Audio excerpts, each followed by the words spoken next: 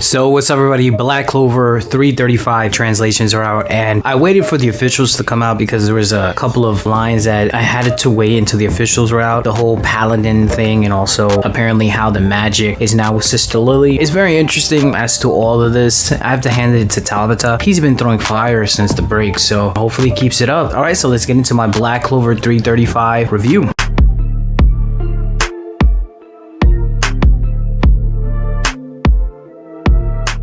First of all, if you like anime, manga reviews, discussions, spoilers, and theories, definitely hit the subscribe button. If you like the video, comment. So it should hit me with some fast copyright strikes. So let's get this channel back to 5,000. Check out the Discord. So the beginning of this chapter was very interesting to me because it wasn't that clear in last chapter, in my opinion, that Sister Lily actually had a halo. We see her actually with her halo at the very first page. I said this before in another video, but Lucius has this like aura type of thing behind him where it's like a circle. I notice in a lot of Buddhist and Asian religions, a lot of deities tend to have this like ring around them in the background. We've seen that in many mangas before when there's a deity or a character gets deity like powers. They usually have that ring behind them. It kind of gives more credibility that Lucius is basically trying to become a god. The next page we see 𝙲𝚘𝚎 hanging barely to life saying it's not done yet. Going back to the first page, you see that Lucius has his hand full of blood. That's crazy. You could tell like the wounds are pretty deep in a sense because 𝙲𝚘𝚎 is just a bloody mess. Lucius is telling, hey, quit your bluffing. You don't even have the strength to move. You only have a couple of minutes before you're dead. This is very impactful in a sense because we haven't really seen 𝙲𝚘𝚎 at this level of damage. I mean, even when Lucifer beat him to a bloody pulp, he wasn't bleeding up all over the place around the floor. He was just really damaged. Lucius is really out for the kill. Noelle sees this and she goes with Mimosa and Nero and she does a sea dragon roar. Sister Lily sees this. She does a spatial magic, whatever you want to call it, and she stops the sea dragon's roar. Noelle, she's probably thinking like, whoa, this is similar to the power of Xenon. I'm not entirely sure if Xenon and Noelle actually had like an interaction, but I'm sure she was informed of Xenon's power because of the captain's meetings and them informing the Heart Kingdom. So I'm guessing she understands what spatial magic is, but come to think about it, I don't think she really had an interaction with Xenon. So this is very interesting in a sense. Noelle's trying to figure out like, you're 𝙲𝚘𝚎's childhood friend basically, and you raised him. Why are you attacking him? And this is starting to be the part why I decided to wait into the officials to actually do my review versus the fan translations. 𝙲𝚘𝚎's face is finally shown. He has that typical devil face that we assumed. I kind of expected him to be more insect-like because if you know in demonology, 𝙲𝚘𝚎 is considered the Lord of the Flies, but I guess the Lord of the Flies is going to be more symbolic as to the order of devils that are in that order. That'll be 𝙲𝚘𝚏, Astaroth, 𝙲𝚘𝚎, and other devils as well within the Tree of Qliphoth. So me seeing this, I wonder if 𝙲𝚘𝚎 is going to have something to do with flies. I know he's going to be the head of the Order of the Flies, but I wouldn't be surprised if Lucius, even though he seems like the bad guy, Lucius and Astaroth seem like the mastermind of all this. I wouldn't be surprised if 𝙲𝚘𝚎 is really the top person behind all of this because Astaroth, he's not like the head of the Order of Flies, but he holds a high position in the order, but 𝙲𝚘𝚎 is actually the head of that order. So I wouldn't be surprised moving forward if we find out towards the end the person who really had all this in plan was 𝙲𝚘𝚎. I'm not gonna like it if that's the case because 𝙲𝚘𝚎 does this too much, but if he does, I'm just letting y'all know it's because of demonology in that Order of the Flies. Lucius is saying, I use my soul magic to carnate and purify devils. So that line was really the reason why I had to wait into the officials route because that doesn't make sense to me. So you carnated a devil. So is Sister Lily now an incarnated version of 𝙲𝚘𝚎? It's kind of weird, but it still gives more reference to that theory that I said about the fallen angels because purifying a devil, and we see that Sister Lily has a halo and angelic wings. I think we're going to go that route where there's going to be fallen angels versus the angels like I did in my last video. Some of you guys didn't really watch that, but it is what it is. So Noelle's figuring out that soul magic that is in the Wizard King. She's realizing that Lucius is different than Julius. What is his intent? What is he trying to do? And Lucius explains that he has taken control of the underworld and all the remaining supreme devils and the devils on all other levels. That is interesting to think about because I said this in another video and I said this in my last video as well. The reason why devils really want to follow Lucius is all because of them possibly being purified. They wouldn't follow Lucius without a reason, because Astaroth, even though he is one of the kings of the underworld, he still isn't the king of the devils like Lucifero, unless Lucius somehow infused himself with Lucifero. But then again, keep in mind, he said that he has control of all the supreme devils, so I wouldn't be surprised if somehow Lucifero is alive and Lucius purified him. Lucifero now is this purified state, but he follows Lucius' plan. Who knows? Like I said before, the order of the flies is going to be important in Black Clover, and Lucifero isn't in that order, so it could go either way. I honestly think Lucifero might be dead, but if he's alive, it would probably be because he's been purified, and we probably might get an actual Lucifer that's an angel, but like a fallen angel. That'd be very interesting. So another reason why I waited for the official translations is that Lucius finally gives a name to this new form. He calls them Paladin. I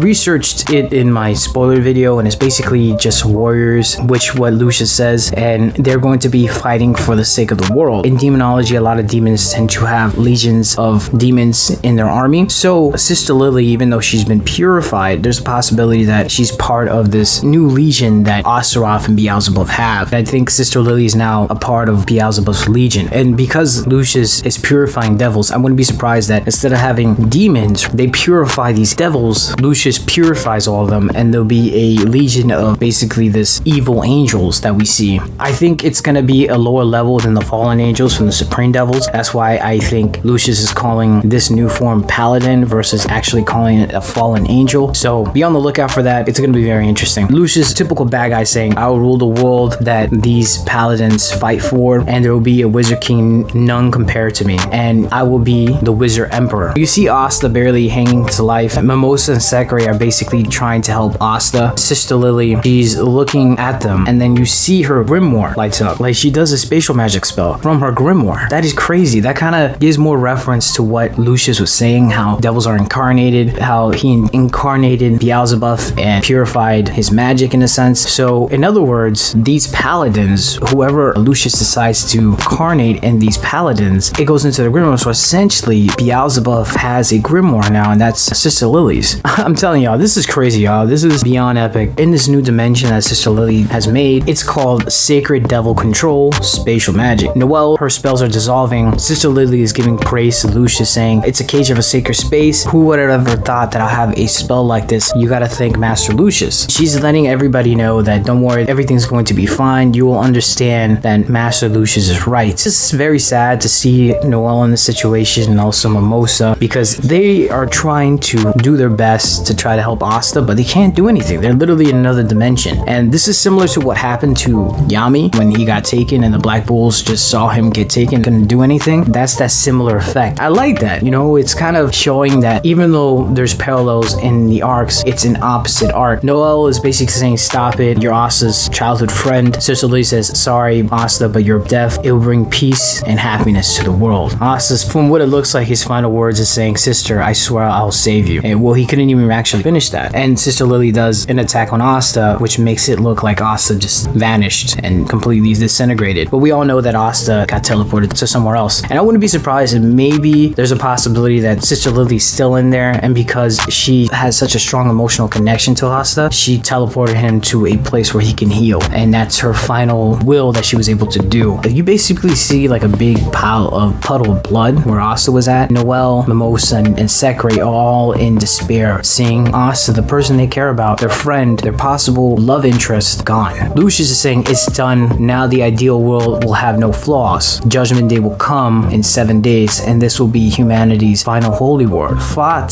to bring about a world where nothing as foolish as war exists. But that kind of gives a little bit insight as to what happened to Lucius. Maybe a war in the past made Lucius become in a wheelchair. Watch out, that line has interesting meaning to it. It's more deep than we think. Also, I did say this before in multiple videos, there's going to be a holy war, and the fact that Lucius says this is humanity's final holy war, meaning that there was holy wars before them. And I said this multiple times, it doesn't make sense how the devils and the Tree of Qliphoth, that whole system, why was it created? And I think it was because it was a holy war before. And I think the Tree of Qliphoth opening it up beforehand, because we know that this isn't the first time the Tree of Qliphoth opened from Lola Pacheco's family's memories. I think the holy war was that time before the Tree of Qliphoth opened up, which means that we will see angels. And I've been saying this before multiple times. times, I think we're gonna see angels and divine beings, and the creatures that created a system of the Tree of Qliphoth. Watch, guys, I'm telling y'all. Lucius is basically saying, my foresight saw everything. I see that you guys are still trying to fight. Isn't that right? And then you see the captains coming in. William Vengeance is just completely devastated, saying, Master Julius. From what it looks like, Fogolion is saying, that magic, what is the meaning of this? And you see a pan of all the captains. Lucius is like, oh, what's up, captains? Nonchalantly, like, he's a good villain, I love it. Yami's realizing that his magic and ki are not even close to being Julius, but that face in his body, they're Julius. Yami is just screaming Julius's name, and then Lucius teleports, and that's the end of the chapter. Pure despair. You see like a pyramid in the background, which is interesting. I'm telling y'all, there's been holy wars before in Black Clover, and I think this chapter just solidified that. We're gonna see more backstory into Black Clover's world history and world lore. I'm telling y'all, we're gonna figure out the afterlife. We're gonna figure out angelic beings, divine beings, heaven, because we've already seen the underworld. So what is the opposite of the underworld? Heaven. But yeah, I love this chapter. I'm telling you guys, that line where Lucius says, "For war is not existent in his new world that he wants to create." I think a war is the reason why he probably went into a wheelchair. We did learn that Dante was a part of the Spade Kingdom army, so I wouldn't be surprised if Lucius at one point went into a war and became paralyzed because of it. We'll see. Lucius' backstory is going to be very interesting, but that's basically all I have to say. Thank you so much for watching. If you liked the video,